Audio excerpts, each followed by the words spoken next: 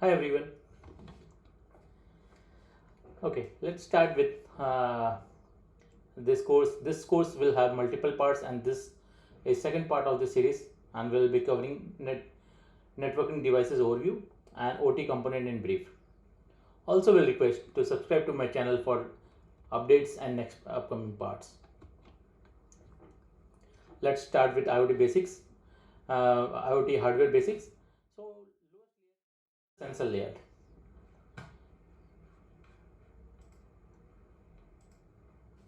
In the sensor layer, sensors are basically the devices that detect the presence of particular physical quantity. This could be like temperature, pressure, water, etc.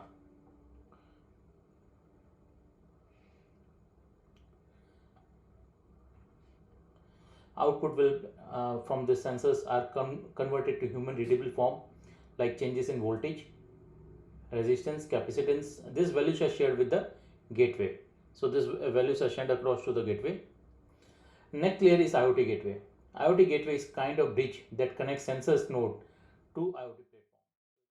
Basically, is a bridge that connects to the platform to the server.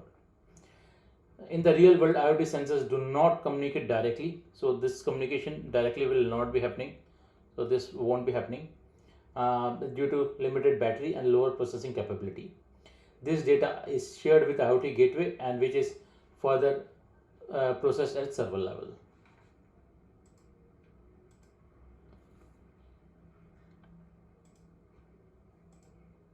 Okay, let's travel back in time to late 1960s, where control system relied on relays for discrete function and independent loop controller for analog function.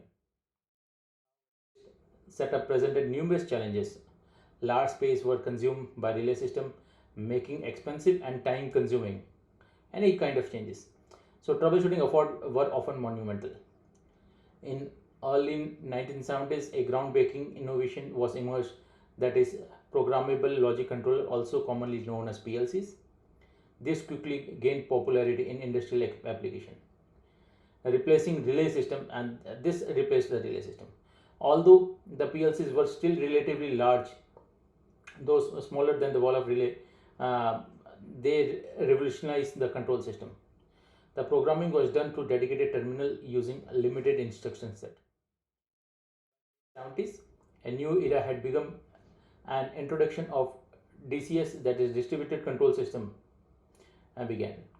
This system replaced the individual loop controller and centralized of analog control environment. DCS typically included multiple I/O, that is input output racks, placed near the end control devices. A PC based virtualization system engineering station complemented this I/O rack.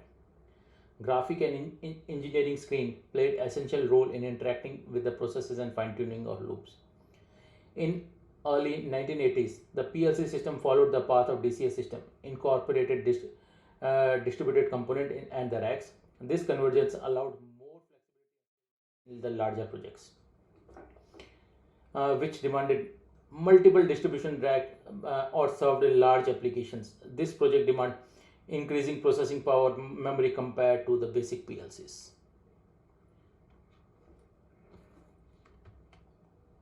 Okay, let's start with OT component in brief. OT devices has three major components. One is sensors, controllers, and actuators. One is sensors, actuators. So sensors can be of multiple type. Passive sensors. Passive sensors cannot independently sense any input. Fluorimeter, soil meter, water level, and temperature sensors. Other categories active sensors. These sensors independently sense the input. Example lidar, sounder, altimeter sensors, and so on. Next type of sensors are analog and digital sensors. Analog sensors are response or output of a sensor in some continuous function or input of parameter like temperature, LDR, analog pressure meter, analog Hall effect. On other hand, a digital sensors response to binary are binary in nature. These are designed to overcome the disadvantage of analog sensors. This sensor has extra electronics For example, passive infrared sensors, digital temperature sensors, and so on. Next category are scalar and vector sensors. Scalar detects the input parameter only based on the magnitude and not the effect of the direction affected by the direction of input. Example is temperature, gas, strain, color, smoke sensors, so on. So direction doesn't play any role for scalar sensors. On other hand, vector sensors on magnitude of works with the magnitude of direction and orientation of input. For example, accelerometer, gyroscope, magnetic field, motion detectors, and so on. Other sets of devices we will be covering them in the next slides. Let's start with basics with the closed control loop used in PLCs. The overall principle consists of 3 steps. First is getting the update the physical value from the field.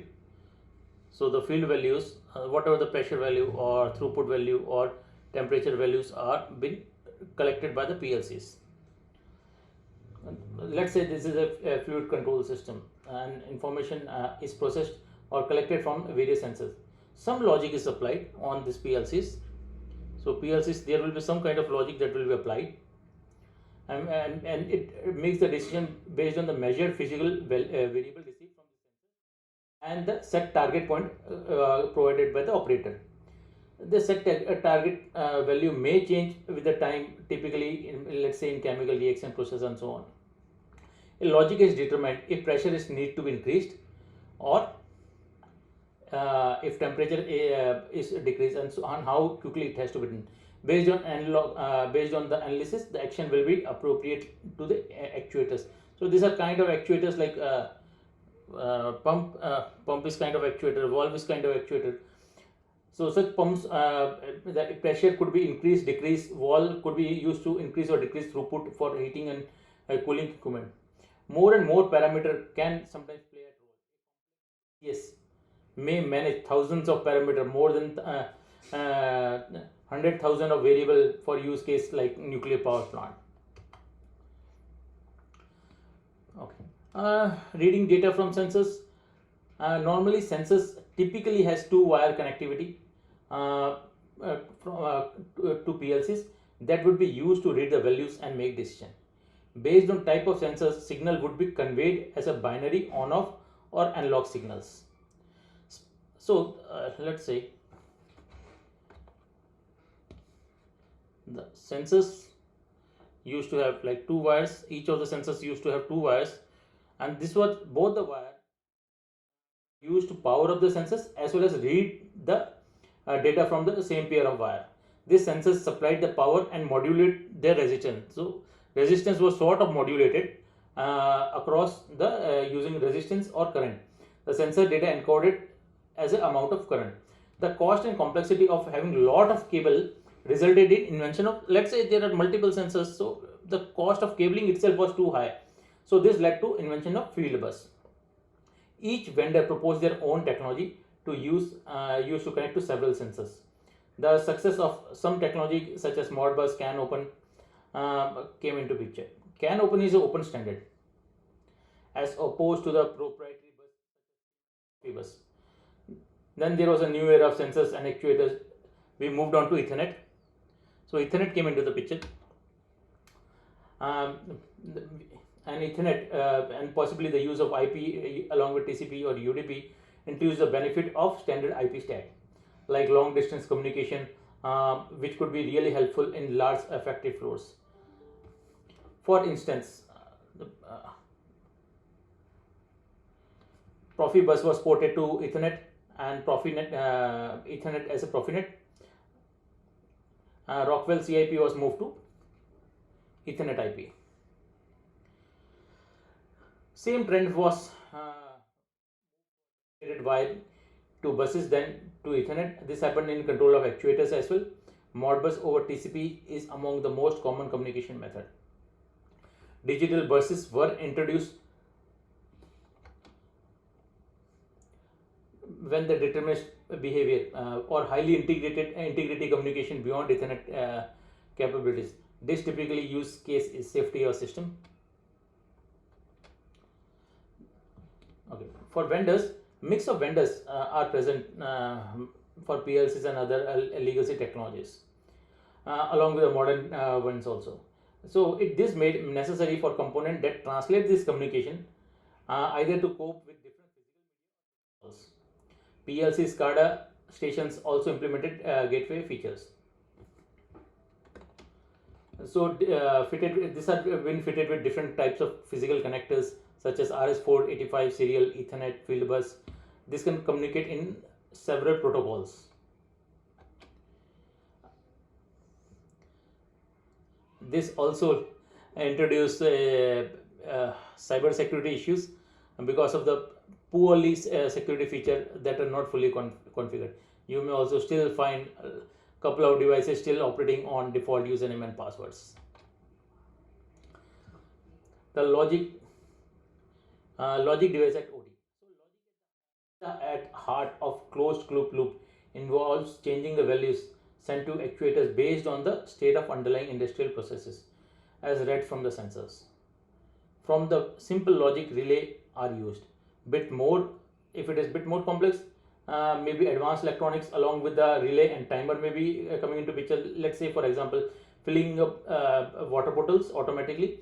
So each bottle comes, there is a motor that starts for 10 seconds to fill up the water. So this is a continuous process. Then for higher complexities, PLCs on the other hand allows to run logic as a software on a dedicated hardware. Most often the PLCs will implement control loop as previously. So it will have read sensor values, run some logic and change the actuator values. The higher level of complexity may introduce number of other devices such as controllers, or also known as a distributed control system, DCS. This runs a complex mathematical models.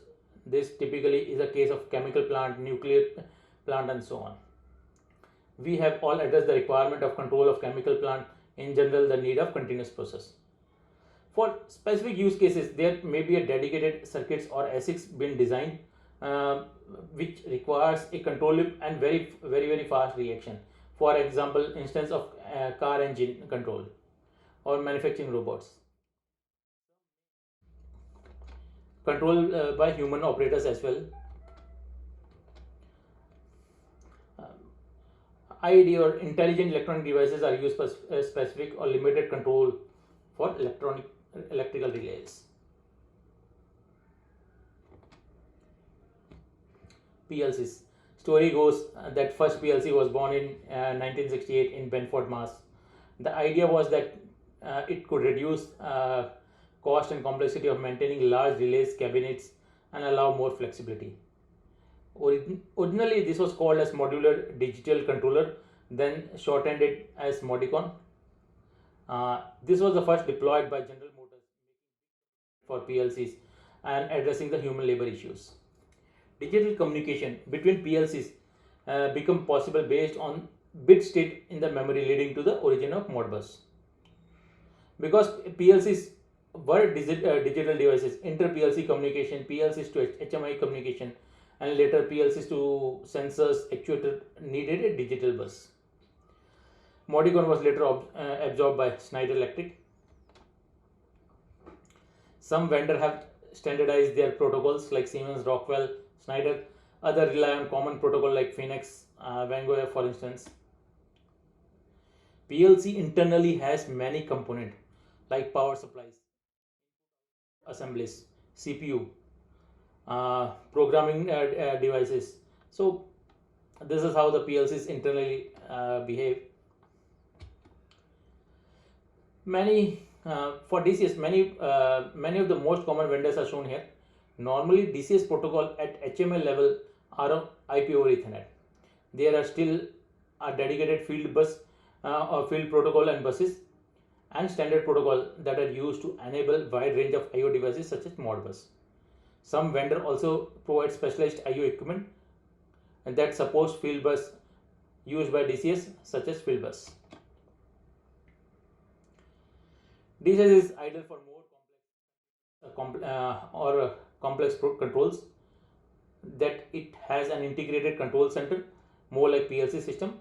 Overall solution will have many other components like operator station, data historian, HMI.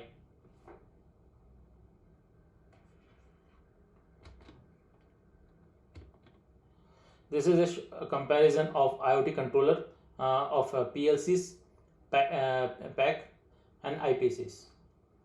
As of now, the modern days PLCs have already started to meet up with PAC or IPCs, so they are intelligent enough.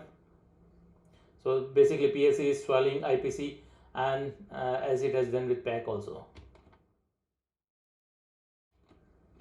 Maintenance PC are used to monitor and perform diagnostic changes and system configuration. The same hardware is often used to run many different vendors' software or virtual machine, as each vendor provides their own dedicated tools for maintenance and engineering. Engineering stations are used to create projects on which processes such as logic for tasks. Like it will have a graphical display for operator to interact. Many type engineering software are pretty old, or on the same age of whichever the hardware that has been installed. This normally leads to a lot of security issues because very older version of Windows. Maintenance PC are most often laptops moving around in the OT system. It is connected close to the devices for diagnostic and fine tuning. They they might have rugged devices such as Siemens rugged laptop. Uh, Occasionally, IT provides laptop and sometimes uses this on shop floor. This leads to abnormal traffic as standard IT laptop configuration will run additional processes like automatic Windows update, or it might try to connect to Active Directory. These flows are typically not tolerated on industrial networks, mostly blocked by the firewalls. HMI. In the plant, the dashboard similar to computers display are known as HMI. The display is customized to present human operator with easy to read data. The HMIs are connected to PLCs or sensors. So large plant HMI may be equipment with central data collection and display, the commonly referred as SCADA. High-end PLC vendor have local HMI unit from each of the own manufacturing. Independent vendor can propose SCADA system as or standalone HMIs. Some standalone systems are also there. They work in an ecosystem that has been developed.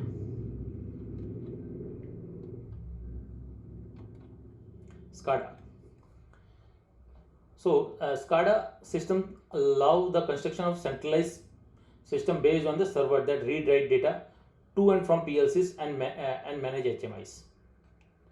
This is much more efficient in terms of communication, since each useful value needs to be read only once.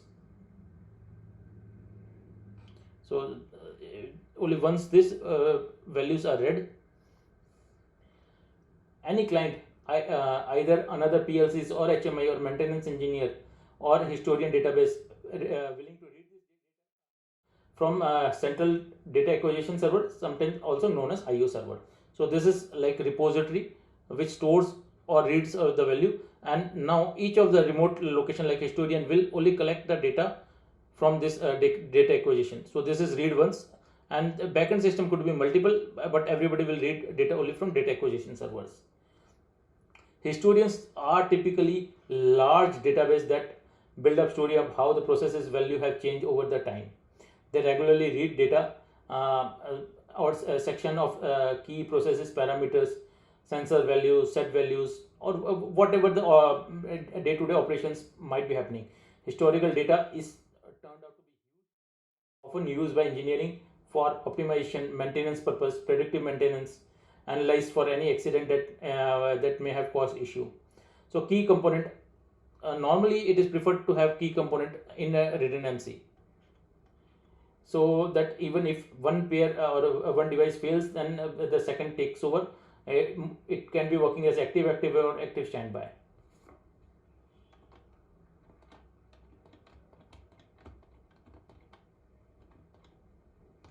Depending upon the type of setup, logical control or networking equipment are normally located in instrumentation cabin. So cabin is been created in which this all the equipments are being stored. And this normally in the cabinet helps bit they are far off from the machine to prevent any strong electromagnetic effect. This environment may or may not be air conditioned as well. Some industrial devices that are able to work in the harsh environment but are more expensive comparatively. Industry standard for power supplies. So on the power supply front, normally consumes 12 to 36 volt. So power supplies are installed in each of the cabinet. So each cabinet will have their own dedicated power supplies. When the sensors or actuator are still in analog in design, the bus or bus that cannot work over 100 dozen meter, then there might be chances to have a remote RTU also. A remote RTU box will be placed nearby so that distance doesn't become a criteria. RTU is set close to the sensors and actuated with short cables, and communication with RTU or PLCs can be now using wireless or Ethernet as a medium. Okay, let's give a thought on automation for continuous process. Because continuous process involve complex physical interaction, it took longer to develop automated process control. The adoption of and later computerized control with the process simulator allows for development of advanced and adaptive control systems. Let's try to understand the difference between continuous and discrete process. Continuous process is mostly used as a closed loop. Basic form of continuous process is easier to understand than discrete process. For example, fly-by governor which is used to control in steam machines earlier. But when the process control is implemented in electronic or computer system, continuous process will be much more difficult to implement than the discrete process. As we have seen, the discrete process can be put into place by simply using finite state machine model and PLCs. On the other hand, continuous process requires extremely advanced physical modeling, high computational requirement. There is an entire field of engineering that is just dedicated for continuous process control and regulations. As opposed to discrete process, which is simple binary drive, mostly by logic in using frequent change in the condition. On other hand, continuous process often involves maintaining the process stable, or even in change of any external variables. Control process must maintain the temperature, pressure, throughput, etc. in a set of given range. So it's a range that has been allocated and it just has to maintain those values. The role of controller in the diagram is the same as PLCs in the discrete control system, which we have earlier gone through. But type of computational performed by controller is very different rather than the finite state machine.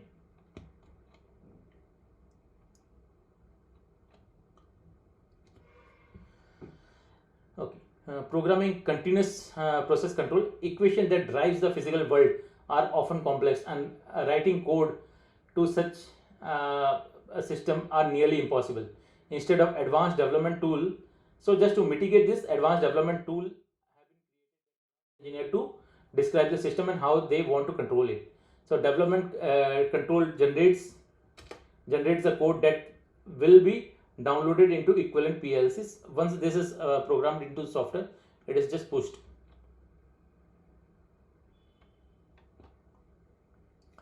This is the final section of having the vendors and protocols.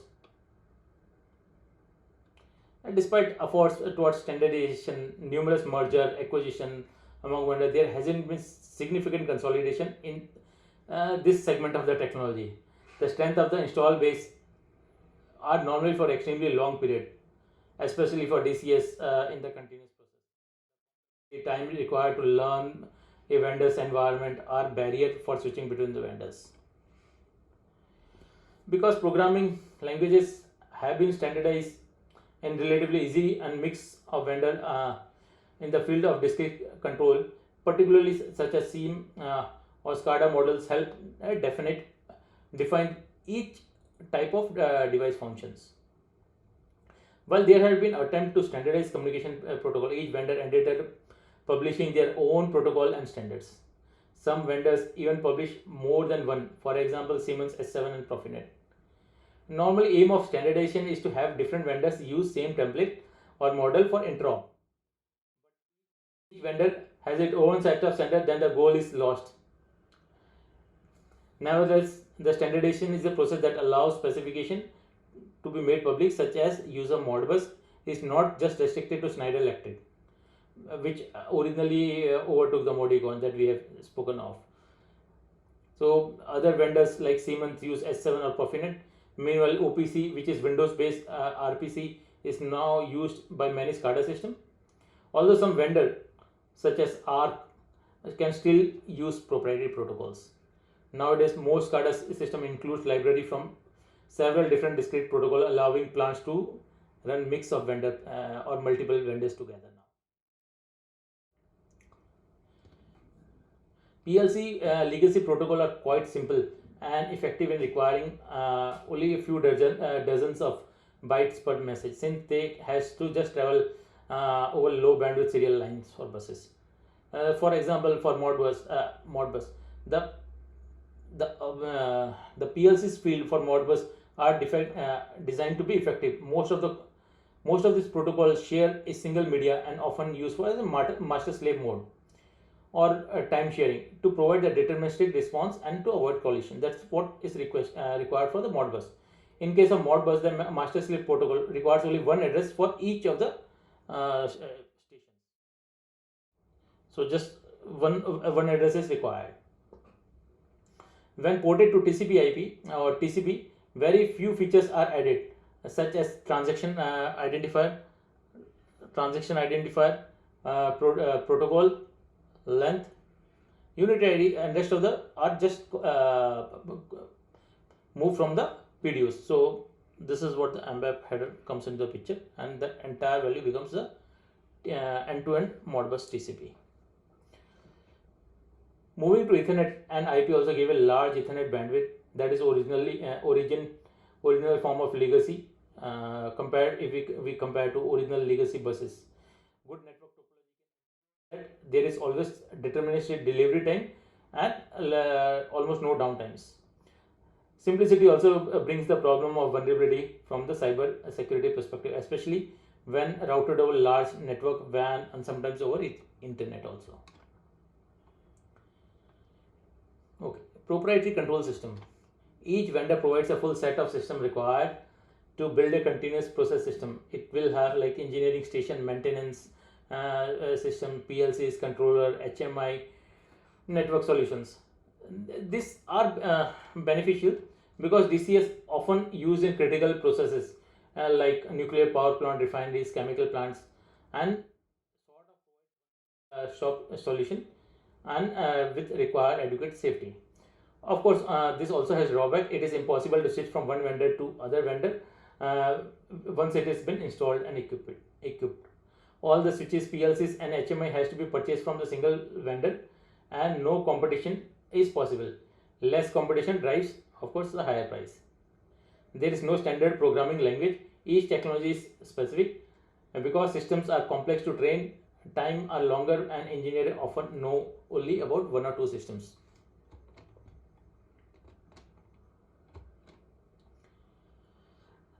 There are different types of protocol that we have to deal with, not regularly IT traffic. Depending upon the environment, there are different protocol and different and for the different environment. Like for manufacturing, SIP stands for Common Industrial Protocol, which is used for communication protocol in industrial automation system. It was developed by Rockwell, but it is open protocol standardized as ODVA and widely used by various industries. This is also referred as Ethernet/IP. There is primarily two types of traffic which are implicit with which are defined by HAT communication. Controller talking to IO box and being repeatable. Typically, this is every 20 milliseconds. Explicit, on the other hand, like HMI pulling data from PLCs, maybe like 500 milliseconds to 1 second. Not much of frequent. Profinet CBA. Based on the standard around DCOM, typically used for Siemens environment, This is object-oriented approach, and approach deals with complex distributed environment automation systems. Profinet IOs.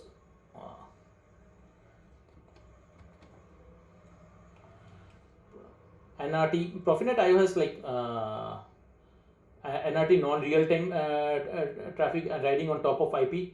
Profinet RT, that is real-time communication around every 10 milliseconds. Profinet IRT, that is isosynchronous real-time, normally sub milliseconds. This is not it doesn't run on top of TCP or IP. It needs a dedicated hardware and to support IRT traffic for faster transfer rate. S7 is a Siemens proprietary protocol typically used for programming PLCs.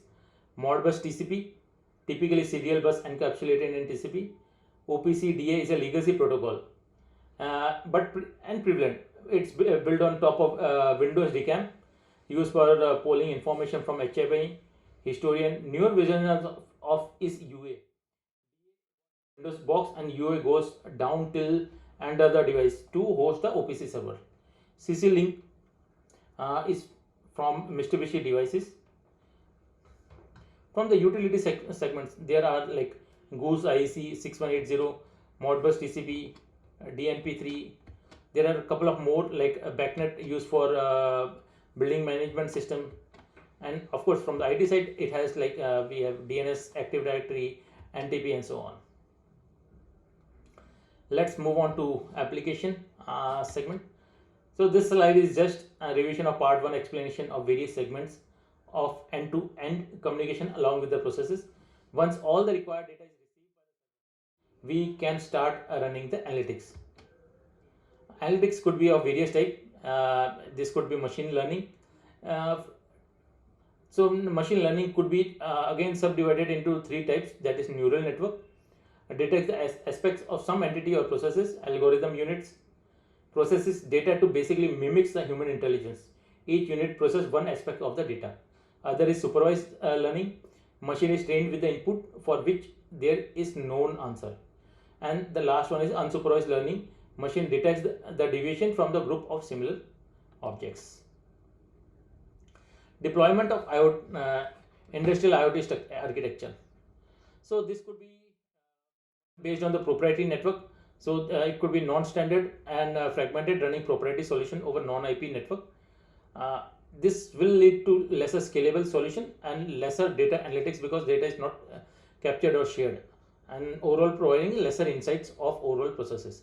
If we move on or standardize IoT architecture, then this will work for all the OEM using the converged IP network. This leads to scalable solution with easier management and also supports running various analytics and machine learning. Okay. This is one of the very important model how generally industrial segment is deployed. So this is Purdy model. Basically structural model for industrial control system that concerns to the segmentation of physical processes, sensors, supervisory control, operation, logistic, long regard as key framework for ICS network for segmentation to protect OT from malware and other attacks. Model persists alongside with rise of edges or direct to the cloud connectivity. The lowest level 0, is also said as physical process zone. This zone contains sensors, actuators, and other machinery directly responsible for assembling, lubricating, and other physical processes. Many modern sensors communicate directly with in cloud via cellular network. Level 1, intelligent device zone. This zone contains instruments that send command to these devices at level 0. It could be like PLCs monitoring the automated or human input in industrial processes or making any kind of discrete adjustment accordingly. It could be RTUs which are connected to hardware at level 0 and subsequently on the top end on level 2. Level 2 is the control system. This zone contains systems that supervise, monitor, control physical processes. It could be like SCADA or supervisory control and data acquisition software overseeing the control. It could be locally, remote, or aggregate the data and send them to historian. Other could be distributed control system performing SCADA functions, but usually developed or deployed locally only. HMI are connected to DCS and PLCs to allow the basic operations.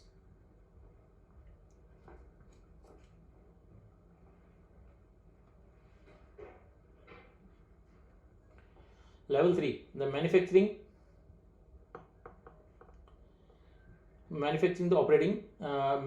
operations and system zone. This zone contains of customized OT devices that manages. So this is the zone. This customized devices production or workflow at the shop floor. Manufacturing operation management, like mom systems manage the production operations. Manufacturing execution systems collect real-time data to help optimize production. Data historians stores the process data in a modern solution. They perform contextual analysis. As with level 4 and 5 disruption, here this can lead to economic damage and failure. So any issues on this level can have a catastrophic effect on the entire production. Level 3.5 also said as demilitarized zone. Level 3 also, it could be whichever we want to term it out. This zone includes security systems such as firewalls, proxies, use afford to prevent any lateral threat movement between IT and OT. So main objective is there should be no communication happening from IT to OT side. So this communication has to be prevented at anyhow. The rise of automation also increase the need for bidirectional data flow between IT and OT. So IT and OT convergence layer can give organization a competitive edge, but also increase their footprint or the cyber risk if they adopt the flat network approach.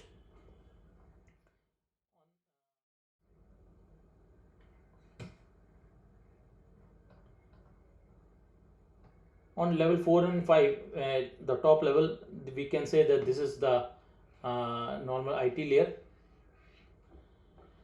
These zones are typically housed in IT network or data center where the primarily business functions occur, including like orchestration, manufacturing of operations. It might have like ERP, enterprise resource planning system.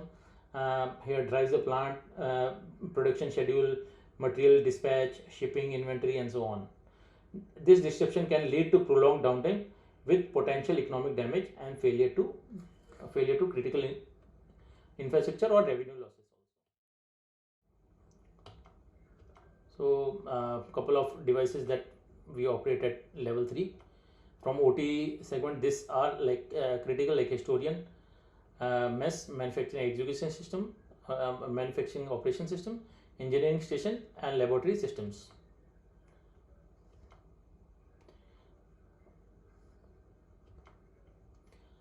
Converts plant Ethernet CPWE is an industrial network blueprint. This has been published by Cisco. I will be also sharing the link for Cisco's website to study this segmentation in depth. And thank you for your time. Hope to see you soon on part 3 of this segment.